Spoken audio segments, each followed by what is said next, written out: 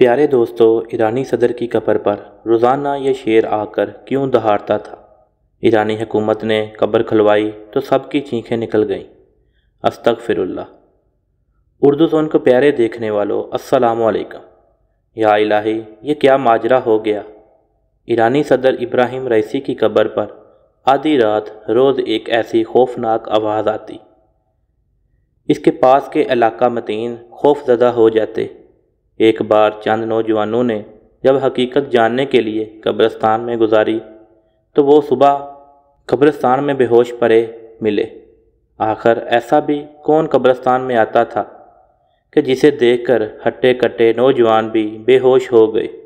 دوستو، آخر Ebrahim Raisi کی قبر کے ساتھ ہی ایسا کیوں ہو رہا تھا؟ جاننے کے لیے ویڈیو کو آخر تک ضرور دیکھیں، اور اگر آپ ہمارے چینل اردو زون میں نئے ہیں تو اسے سبسکرائب کر لیں، بیل آئیکن پر کلک کر لیں تاکہ ہر نئی آنے والی ویڈیو سے باخبر رہ سکیں۔ پیارے دوستو، جب سے ابراہیم رئیسی کو دفنایا گیا ہے، اس کے پاس میں رہنے والے علاقہ متین عجیب و غریب قسم کی باتیں کرنے لگے ہیں۔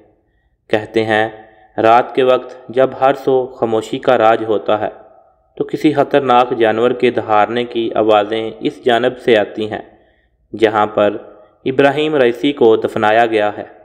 وہاں کسی کو بھی اندر جانے کی اجازت نہیں ہے۔ پیارے دوستو، پہلی رات جب ایسی آوازیں سننے کو ملیں تو لوگوں کو لگا کہ شاید یہ ان کا وہم ہے، لیکن جب دوسرے تیسرے دن بھی یہی آوازیں سنائی دیں تو بہت سے نوجوانوں کو تجسس سا ہونے لگا کہ آخر کون ان کی قبر مبارک پر آ کر دہاڑ سکتا ہے۔ سب سے پہلے تو انہوں نے رات کے وقت وہاں پر ڈیوٹی دینے والے چوکیدار سے پوچھا کہ آخر رات کے وقت ابراہیم رئیسی کی قبر کی جانب سے کسی جانور کے گرانے کی اور دہاڑنے کی آوازیں کیوں آتی ہیں؟ جب چوکیدار سے سوال کیا تو چوکیدار کی رنگت یکدم پیلی سی پڑ گئی۔ وہ بری طرح سے گھبرا سا گیا تھا اور نفی میں سر ہلانے لگا، کہنے لگا مجھے ایسی کوئی آواز نہیں آتی، میں نہیں جانتا۔ نوجوان لڑکے چوکیدار کی بات پر بہت حیران تھے، کہنے لگے ایسا کیسے ہو سکتا ہے؟ اگر کسی ایک شخص کو یہ آواز آتی تو ہم سمجھتے کہ شاید اس کے کان بج رہے ہیں یا اس کو کوئی ایسا مرض ہے کہ رات کو آوازیں سنائی دیتی ہیں، لیکن ہم سب نے وہ آوازیں سنی ہیں، ہمارے گھر والوں نے سنی ہیں، پورا محلہ علاقہ اس بات کا گواہ ہے کہ رات کے وقت یہاں سے کسی کے دہاڑنے کی آوازیں آتی ہیں، جیسے کوئی خطرناک جانور دہاڑے مار رہا ہو، غرا رہا ہو، چلا رہا ہو۔ یہ سن کر چوکیدار نے اپنا سائیکل آگے بڑھا دیا۔ صاف ظاہر تھا کہ وہ اس بات کا جواب ہی نہیں دینا چاہتا۔ وہ نوجوان کافی پریشان سا ہو گیا تھا۔ دن کے وقت جب وہ ابراہیم رئیسی کی قبر پر اپنے باقی دوستوں کے ساتھ گیا تو غور سے قبر کی طرف دیکھنے پر بھی قبر بظاہر بالکل ٹھیک ٹھاک تھی۔ اس میں ایسا کچھ بھی نظر نہیں آ رہا تھا کہ کسی پر شک کیا جاتا، لیکن جیسے ہی وہ واپسی کے لیے پلٹے تو زمین پر پاؤں کے عجیب و غریب نشانات دکھائی دیے تھے۔ وہ نوجوان وہیں پر ٹھٹک سے گئے تھے، اور پھر ایسا لگ رہا تھا جیسے نشانوں کو کسی نے مٹانے کی کوشش کی ہے، اور اتفاقیہ طور پر ایک دو جگہ ہی وہ پاؤں کے نشان نظر آ رہے تھے، باقی ساری جگہ سے وہ نشان کو مٹا دیا گیا تھا۔ شاید غلطی سے یہ نشان وہ ہٹانا یا مٹانا بھول گیا تھا۔ یہ سب دیکھ کر تو ان نوجوانوں کو اور بھی زیادہ تجسس ہونے لگا، اس لیے وہ فیصلہ کر چکے تھے کہ وہ اس راز سے پردہ ضرور فاش کریں گے کہ ہر رات 3 بجے ابراہیم رئیسی کی قبر پر کون آتا ہے، اور وہ یقیناً انسان نہیں، کیونکہ دہاڑنے کی اور گرانے کی آواز کسی جانور کی لگتی ہے، اور وہ بھی ایک خطرناک جانور کی، لیکن کچھ بھی حتمی طور پر نہیں کہا جا سکتا تھا۔ اس لیے ان نوجوانوں نے ایک فیصلہ کیا کہ وہ رات قبرستان میں گزاریں گے اور دیکھیں گے کہ آخر قبر کے پاس آتا کون ہے۔ لیکن سب سے بڑا مسئلہ یہ تھا کہ باہر بیٹھے غارز رات کے وقت کسی کو بھی ابراہیم رئیسی کی قبر کے پاس جانے کی اجازت نہیں دیتے تھے۔ ان نوجوانوں نے جب غار سے وہی سوال کیا جو کہ چوکیدار سے کیا تھا تو وہ بھی نظریں بدلنے لگے اور کہنے لگے کہ انہیں ایسی کوئی آواز بھی نہیں سنائی دیتی، لیکن اس کے چہرے کی بدحواسی یہ بتا رہی تھی کہ کوئی نہ کوئی بات تو ضرور ہے۔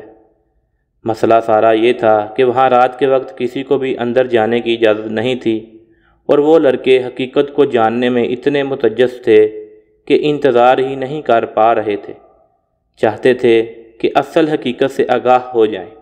اس لیے دوستو، انہوں نے ایک چور راستہ اختیار کیا۔ جیسے ہی رات کا 1 بجا، وہ نوجوان فوراً سے قبرستان کی پچھلی جانب چلے گئے، جہاں پر بہت اونچی دیوار تھی اور کوئی بھی شخص بآسانی وہاں سے کود کر قبرستان میں پہنچ سکتا تھا۔ لیکن وہ نوجوان اپنی مدد آپ کے تحت اس دیوار کے ساتھ ایک نوجوان کو کھڑا کرنے لگے، جو کہ ان سب میں سے زیادہ جانتا تھا اور طاقتور بھی تھا، اور اس کے کندھے پر پاؤں رکھ کے دیوار کی دوسری جانب کود گئے، اور آخر میں اس نوجوان کو بھی بازوں سے کھینچ کر اندر کی جانب پھینکنے میں کامیاب ہو گئے۔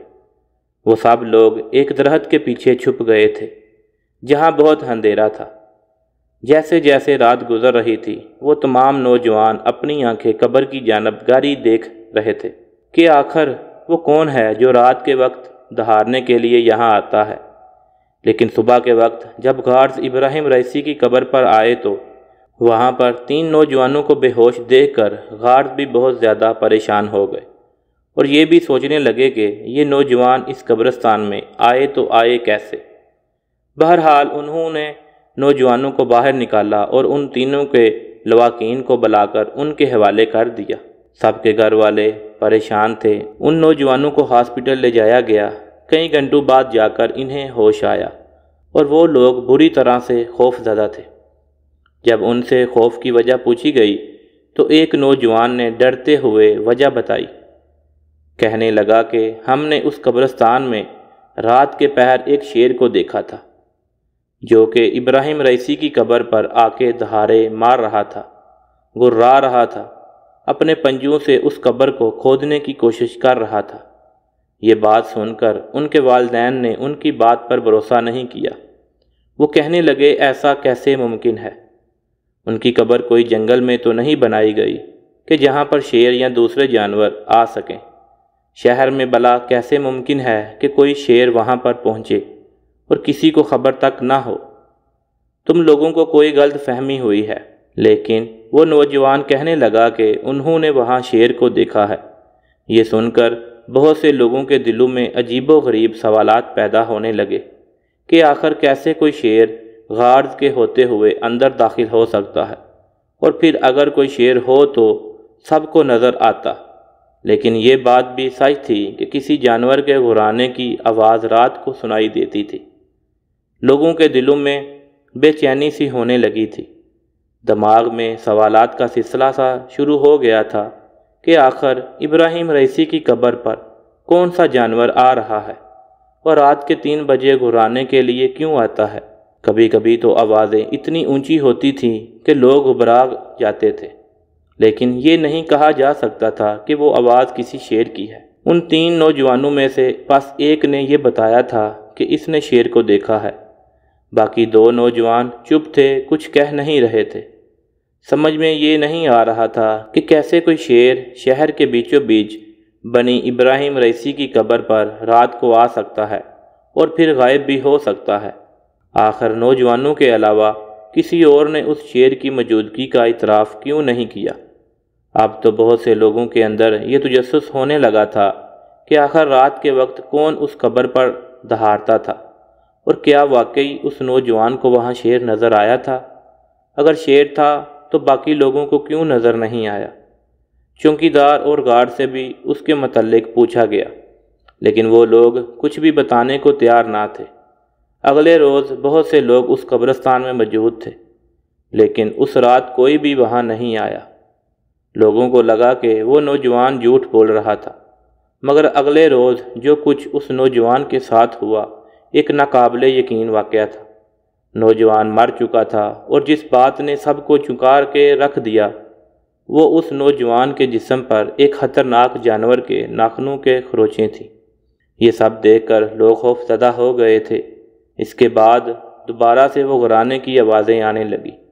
لوگوں نے جب ابراہیم رئیسی کے گھر والوں کو اس بارے میں بتایا تو ان کی بیوی نے ایک ایسے راز سے پردہ اٹھایا کہ سننے والوں کے ہوش اڑ گئے۔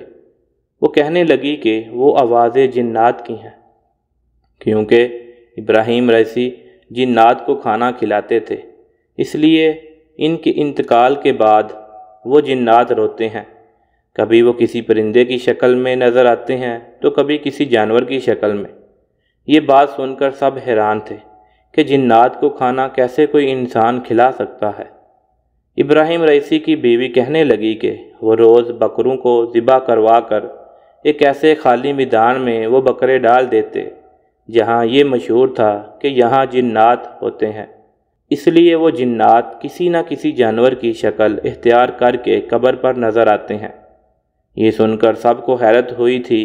ابراہیم رئیسی کے بارے میں یہ راز بھی سامنے آ گیا تھا کہ نہ صرف انسانوں بلکہ دوسری مخلوق کے ساتھ بھی ان کا رویہ اچھا تھا کہ مرنے کے بعد بھی جنات ان کی قبر پر شیر بن کر آتے اور دہاڑیں مار کر روتے۔ انسانوں کے ساتھ ساتھ دوستوں، جنات کو بھی ان کی موت پر دکھ اور افسوس تھا۔ اللہ انہیں کروٹ کروٹ چلنا نصیب فرمائے، آمین یا رب العالمین۔ دوستو، کمنٹ میں ہو سکے تو آمین آپ بھی لکھ دیجئے گا، اور اگر کچھ بھی کہنا چاہیں اس حوالے سے تو آپ کہہ سکتے ہیں۔ ویڈیو کو لائک کرتے ہوئے دوستوں کے ساتھ شیئر کرنا مت بھولیے گا، اور اس ویڈیو کو بند کرنے سے پہلے کنفرم کر لیجئے گا کہ آپ نے ہمارا چینل اردو زون سبسکرائب کر رکھا ہے۔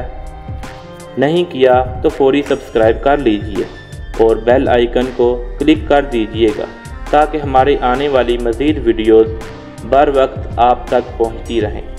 اپنا خیال رکھیے گا، اگلی ویڈیو میں دوبارہ آپ سے ملاقات ہوگی۔ تب تک کے لیے اللہ نگہباں۔